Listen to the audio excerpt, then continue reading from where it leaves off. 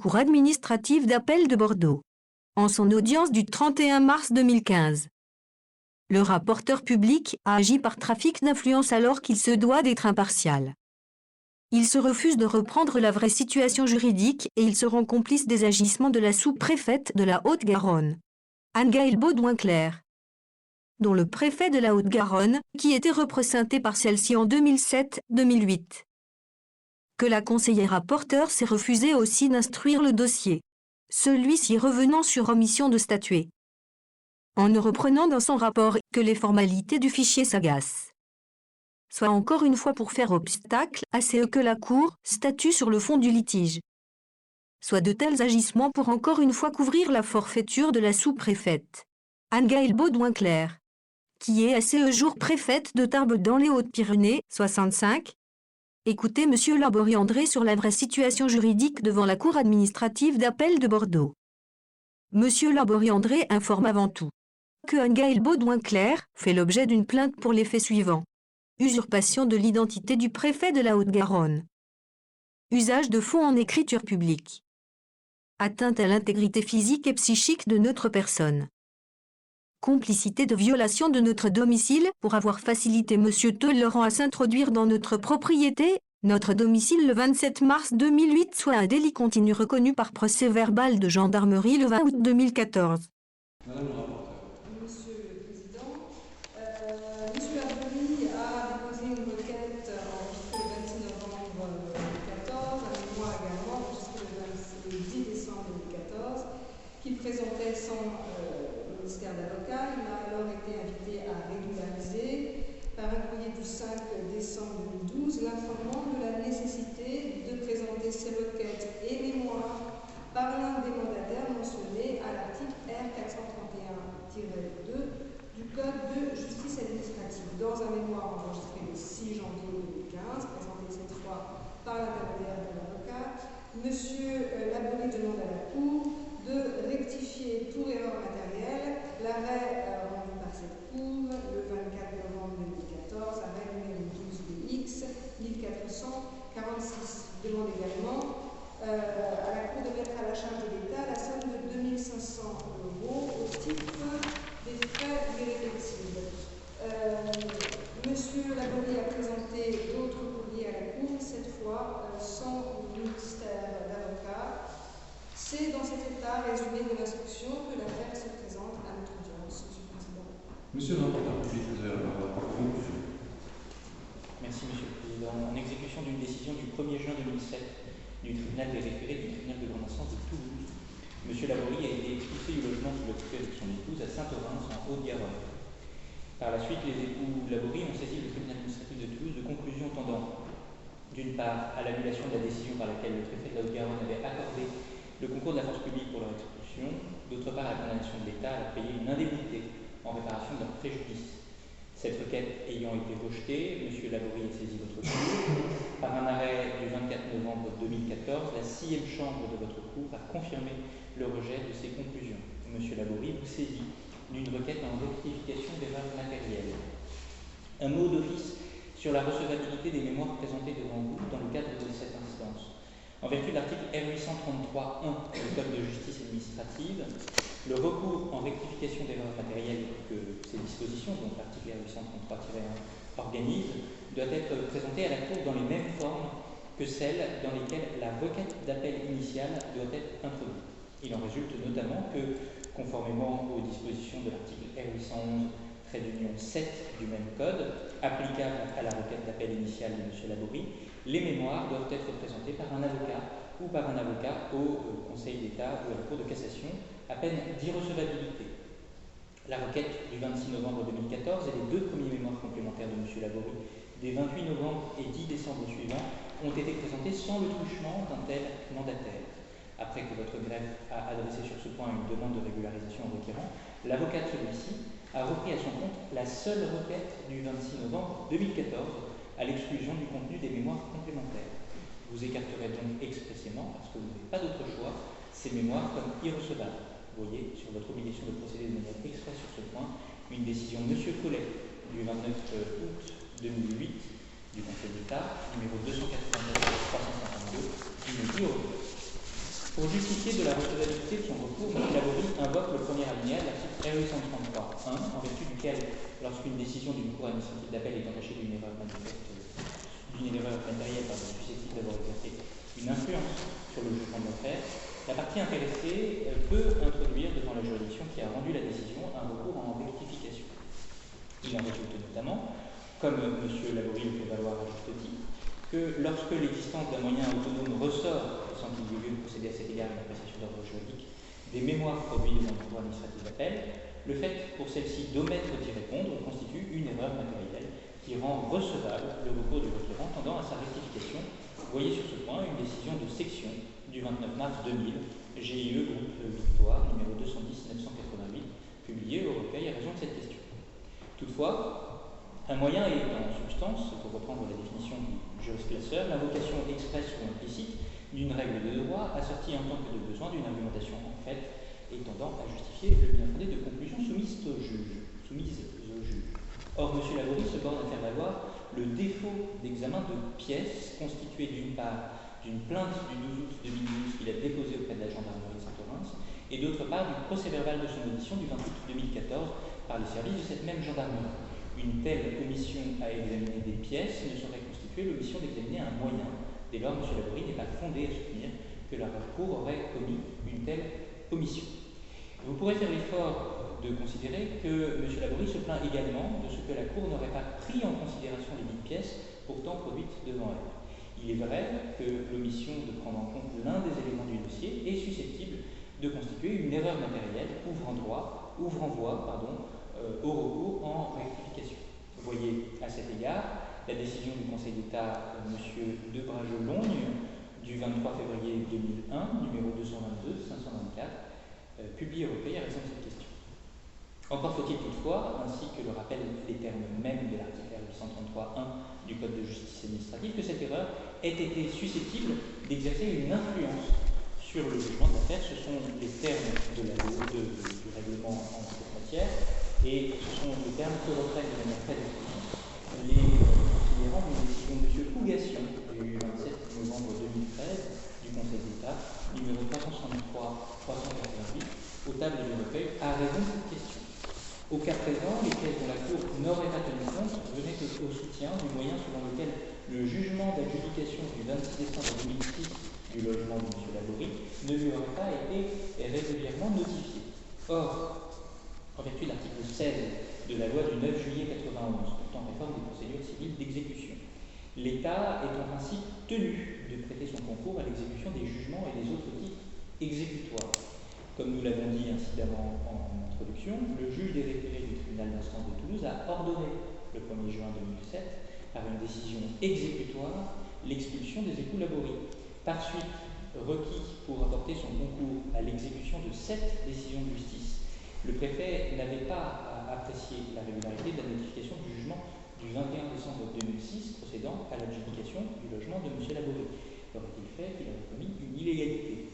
Dès lors, le moyen tiré de l'irrégularité de cette notification était inopérant, tant à l'appui de conclusions tendant à l'annulation de la décision du préfet d'accorder le concours de force publique, qu'à l'appui de conclusions tendant, à raison de cette décision, à l'indemnisation de M. Laborie. Il s'ensuit que, à supposer que la Cour n'ait pas tenu compte des pièces dont il est question, cette omission ne saurait avoir exercé la moindre influence sur le jugement de l'affaire. Dès lors, et par application des principes dont nous avons rappelé le teneur, cette omission éventuelle ne saurait ouvrir à M. Laborie la voie d'un recours en rectification d'erreurs matérielles. Par ces motifs, nous concluons au rejet de la requête comme irrecevable, y compris en tant qu'elle comporte des conclusions tendant à l'application de l'article L761.1 du Code de justice administrative. Monsieur le Président, conseiller, la Cour, je suis très surpris. Que vous n'avez pas pris la bonne situation juridique, la vraie situation juridique qui va être considérée, au vu de ça, comme criminelle. Vous entendez bien? Dans quelque temps, j'aurais voulu l'éviter. C'est très grave, monsieur le rapporteur public, car celui-ci doit être impartial. Il doit reprendre la vraie situation juridique du dossier au lieu de prendre une rhétorique Et la vraie situation juridique qui nous pousse aujourd'hui devant votre juridiction, c'est qu'à la base, le tribunal administratif de Toulouse a été saisi pour excès de pouvoir dans 2 décisions. Il n'en a même pas parlé une. Il veut les protéger. On va en parler. La flagrance même de la faute de l'état de la préfecture. Et ensuite, ces 2 décisions par rapport à un titre soi-disant exécutoire qui n'est même pas exécutoire. Nous sommes dans un cas en plein contentieux d'excès de pouvoir. Et aujourd'hui, pourquoi nous revenons sur une omission de statuer? Parce qu'effectivement, comme il est dit, les éléments qui n'ont pas été statués peuvent être la source justement pour aller à l'encontre de la décision qui a été rendue, car les éléments qui n'ont pas été pris en considération sont pertinents. Alors moi, aujourd'hui, je vais reprendre dans mes observations écrites et je vais les modifier et je vais vous montrer la flagrance de l'excès de pouvoir de la préfecture. Et vous jouez la rhétorique sans prendre la vraie situation juridique. Alors, le respect, il est contradictoire. Moi, je viens de Toulouse exprès, parce que je me suis dit, soit ils ne comprennent pas, soit ils veulent faire exprès. Bon, c'est certain que je suis gênant, et ils sont gênés à Toulouse dans cette procédure. Hein? Après 8 années d'obstacles, aujourd'hui, les éléments sont pertinents et flagrants pour vous justifier, justement, donc, de l'excès de pouvoir caractérisé de la préfecture. Alors, je vais quand même vous rappeler, donc, les faits. J'ai été incarcéré du 14 février au 14 septembre 2007.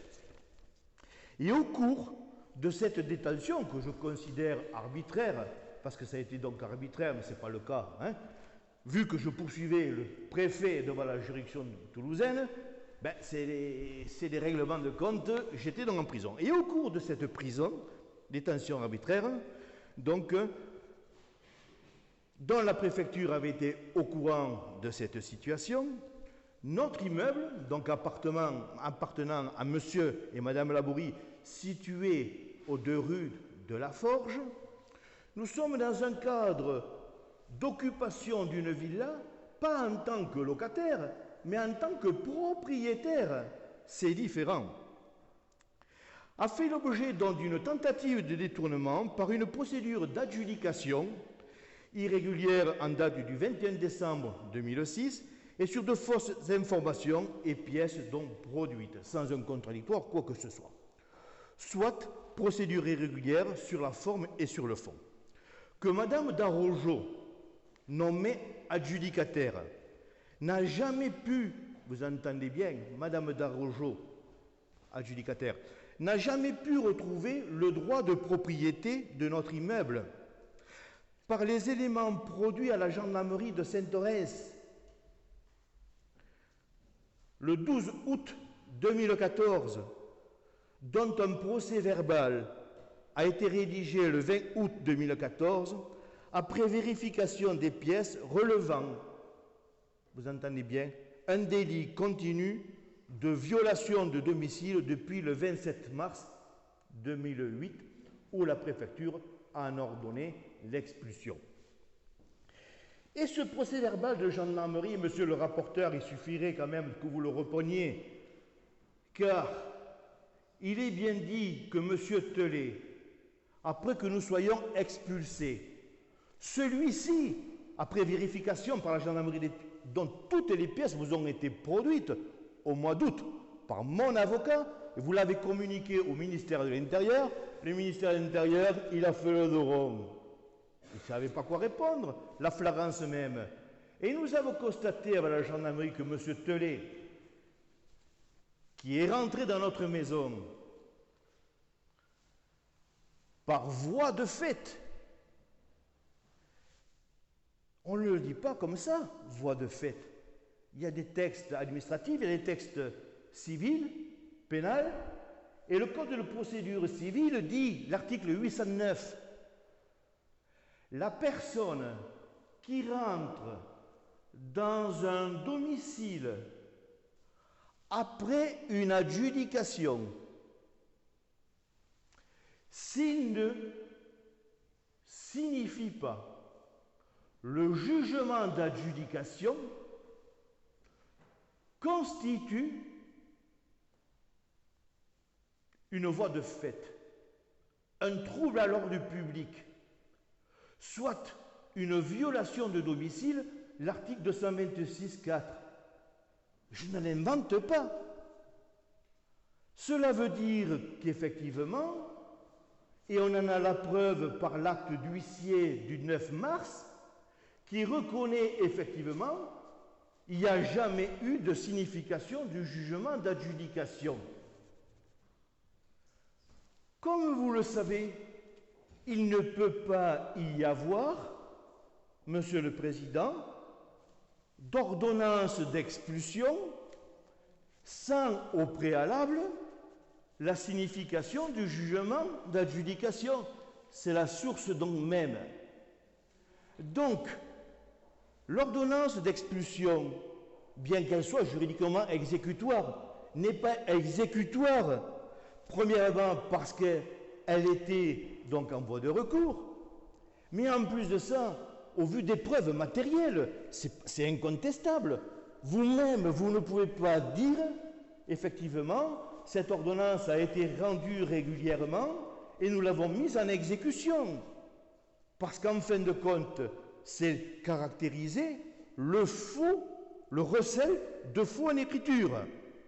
Certes, que la préfecture, au moment où ils ont donné donc l'expulsion, n'avait pas donc communication, justement, que cet acte du 1er juin avait été inscrit en faux. La préfecture s'est bornée à quoi? En premier, par rapport... Alors, car le titre prétendu de la préfecture ne pouvait être exécutoire, ce que je viens de vous dire, soit l'ordonnance d'expulsion du 1er juin pour les raisons que je viens de vous dire, obtenue par la fraude, sans débat contradictoire et sans au préalable avoir signifié le jugement d'adjudication, ce que je vous ai dit, constituant de ce fait voie de fait, autant dans l'obtention de l'ordonnance que de s'être introduit dans le domicile de propriété de M. et Mme Laborie en date du 27, ce que je viens de vous expliquer. Toutes les pièces ont été constatées par la gendarmerie, d'accord, que toutes ces pièces ont toutes été donc produites, donc comme je vous ai expliqué à votre cours, et vous l'avez communiqué au ministère de l'Intérieur qui, effectivement, donc n'a pas répondu, soit c'est là-dessus que votre cour, dans son arrêt du 24, a omis de statuer sur, justement, donc, ces éléments-là pertinents. Soit en l'absence d'un jugement d'adjudication signifié aux parties, ayant pour conséquence de l'impossibilité d'obtenir une ordonnance d'expulsion. Vous avez affaire, la préfecture, donc, à la gendarmerie qui a ouvert une enquête préliminaire à son initiative, au vu des pièces produites, constatant effectivement il n'y a pas eu de signification de jugement d'adjudication, mais en plus de ça, si vous relisez dans le procès-verbal, c'est que Madame Darojo, épouse Babilé, par l'action en résolution en date du 9 février, a perdu son droit de propriété et n'a jamais pu le retrouver par les formalités postérieures qu'elle n'a jamais donc accomplies. Cela veut dire que Monsieur et Madame Laborie, moi-même, nous sommes toujours restés propriétaires de notre immeuble. C'est dans ce contexte-là que la préfecture a agi délibérément. Soit, en l'absence d'un jugement de l'adjudication signifié aux parties ayant pour conséquence de l'impossibilité d'ordonnance d'expulsion, ce que je vous ai dit, soit toute la procédure postérieure à ces deux formalités substantielles est nulle et non avenue. Vous comprenez très bien, si un élément est nul, toute la procédure donc est nulle derrière. D'autant plus que la fraude caractérisée ne pouvait être contestée de la préfecture, Il est justifié par le procès-verbal administratif rédigé par la gendarmerie nationale déposé au cabinet du préfet le 6 novembre 2007. Est-ce que vous en avez parlé? Il est dans le dossier. La préfecture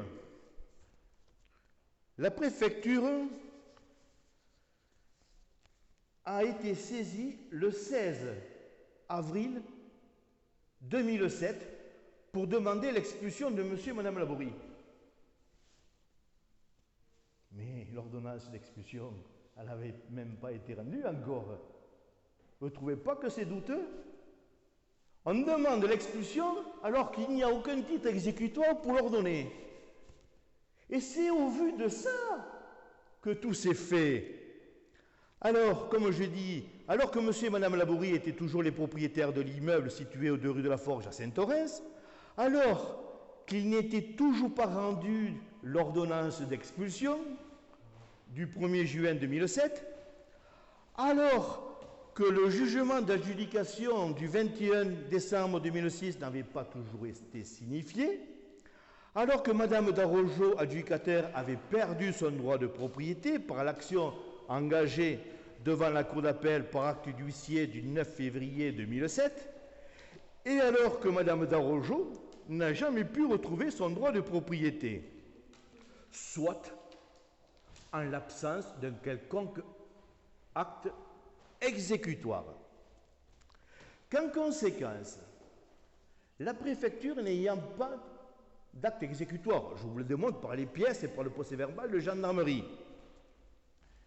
la préfecture a été irrégulièrement saisie le 16 avril 2007. Si la préfecture n'a pas entre les mains un quelconque titre exécutoire où il prétend le titre exécutoire qui ne peut exister du 1er juin 2007, ne peut pas, Monsieur le Président, ne peut pas être saisi le 16 avril 2007. On ne va pas vous prendre quelque chose dans la mesure qu'éventuellement l'autre personne n'est pas propriétaire. Donc là, c'est exactement le même cas. On saisit la préfecture le 16 avril 2007, mais sur quel fondement juridique? Il n'y existe aucun titre exécutoire.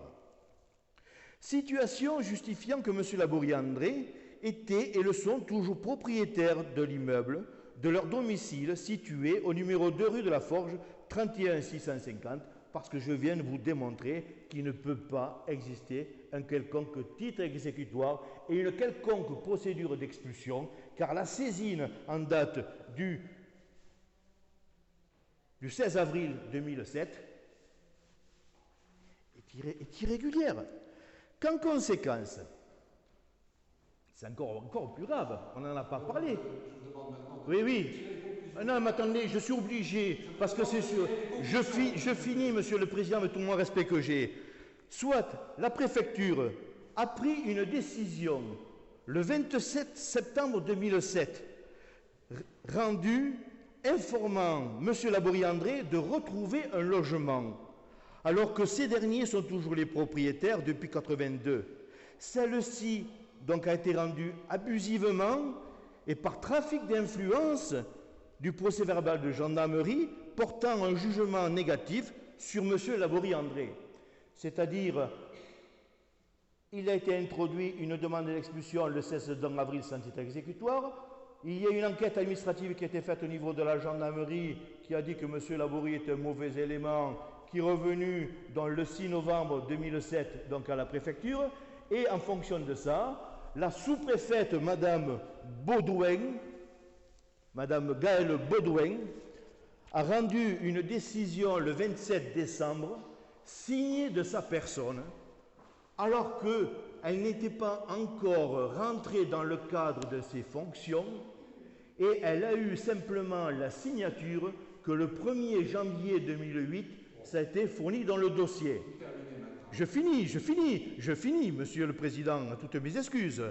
Que de ce fait, la sous-préfète s'est substituée au préfet sans qu'elle ait l'autorisation, dans la mesure qu'elle a eu l'obtention de la signature que le 1er janvier, que cette décision, au vu de la loi 2000, entre l'administration et les administrés, elle est nulle et non avenue.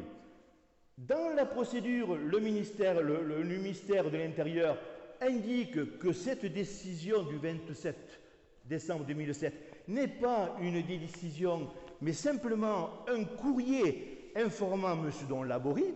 Donc, admettons que cette décision, pour ne pas l'entacher de nullité, ne serait pas une décision sur un simple courrier pour informer M. Laborie. Il manque toujours une décision pour justement justifier donc l'expulsion. Et c'est dans ce contexte-là, Monsieur le Président, que le tribunal administratif de Toulouse a été saisi pour excès de pouvoir dans la décision du 27, justement pour la nullité dans la mesure qu'elle n'était pas signée de son auteur et fondée sur aucun titre exécutoire. Et c'est au cours devant le tribunal administratif de Toulouse que nous avons découvert la vraie décision de la préfecture.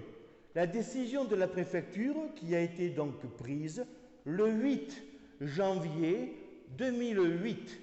Mais nous, on n'en a eu connaissance que le 5 août 2008 au cours du contentieux. Et bien sûr, comme il m'a été rappelé dernièrement par le tribunal administratif de Toulouse, le préfet a la possibilité de modifier donc sa décision dans le délai de 4 mois, jurisprudence du Conseil d'État du 26 octobre 2001, affaire Ternon, page 497, numéro 197-018.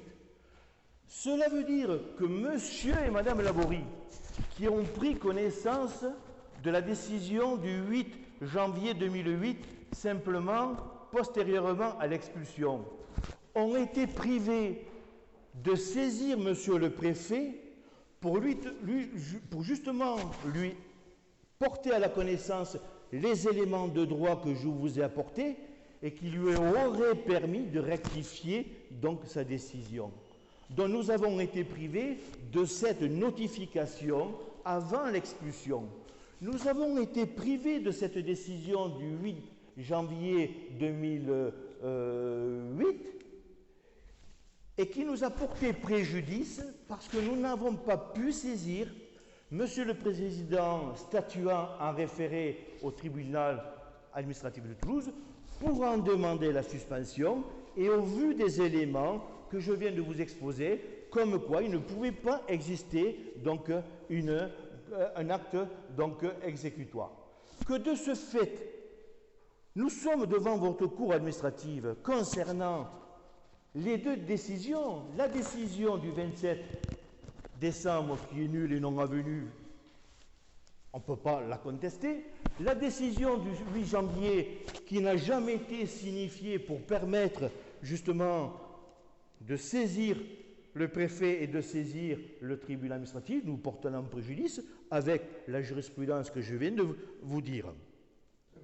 Qu'en conséquence, je finis, attends, j'ai fait la demande maintenant, je finis, Monsieur le Président, je finis la conclusion. Qu'en conséquence, Monsieur le Président, vous vous êtes bien aperçu que Monsieur le rapporteur public n'a pas parlé de ces deux décisions, et ces deux décisions, au vu des éléments omis de la gendarmerie qui caractérisent bien l'absence de titre donc exécutoire, mais automatiquement donc en cause ces deux décisions. Et c'est dans cette condition-là que je vous demande, Monsieur le Président, d'annuler ces deux décisions qui nous portent préjudice rendues par Monsieur le Préfet.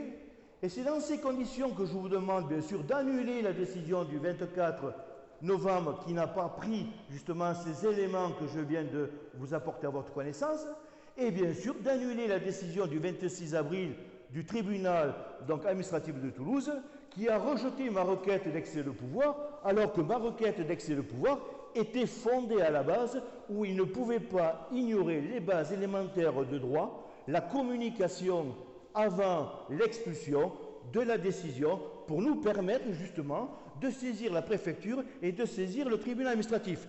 Et j'en finis, Monsieur le Président, bien sûr, au vu de la flagrance des éléments, c'est incontestable. Il a fallu, c'est vrai, 7 ans, Monsieur le Président, pour pouvoir le faire constater par la gendarmerie par rapport à un obstacle permanent du tribunal administratif qui se refusait et du juge judiciaire qui se refusait pendant 7 ans.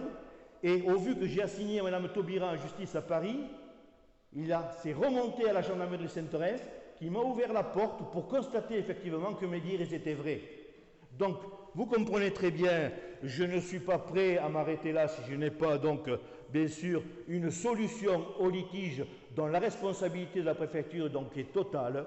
Donc, bien sûr, je vous demande, Monsieur le Président, après l'annulation de ces deux décisions de la préfecture, de l'annulation et de la rectification de l'arrêt donc, du 24 novembre, donc commission de statuer, et l'annulité de la décision rejetant le recours pour excès de pouvoir rendu le 26 avril donc, par le tribunal administratif de Toulouse.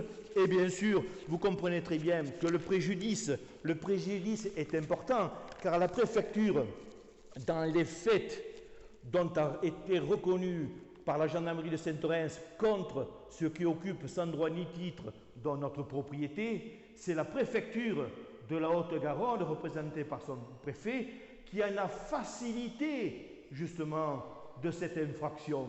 Donc, si elle en a facilité au vu de l'article 121.7, elle s'est rendue donc complice. Donc, elle aussi se doit de réparer, car aujourd'hui, moi je suis SDF, ce n'est pas parce que j'ai une cravate, donc voilà. Donc, je vous demande, Monsieur le Président, bien sûr, de faire ordonner, donc bien sûr, vous voyez que je suis quand même suffisamment courtois, sans imposer une quelconque somme à la préfecture, de ordonner à la préfecture, sous astreinte de 100 € par jour, d'une proposition d'indemnisation. Vous voyez, même que ça soit un franc symbolique, mais c'est simplement, vous voyez, je suis suffisamment courtois, je ne suis pas pour faire payer l'État quoi que ce soit. J'accepte qu'il y ait une erreur de la préfecture, je l'accepte, mais la flagrance même de l'erreur, elle est incontestable. Donc je veux que vous mettiez donc en responsabilité, donc Monsieur le Préfet, à faire une proposition donc, dans nos intérêts d'indemnisation, quelle qu'elle soit, je l'accepterai. Mais il faut reconnaître au niveau de l'État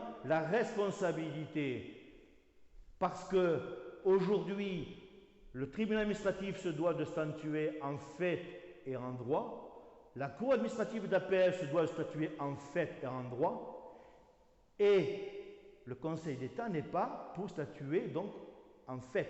Donc c'est seule votre juridiction qui se doit, au vu de la flagrance, de trancher le litige au vu des éléments flagrants qui justifient que ces deux décisions prises par la préfecture ont été prises par excès de pouvoir.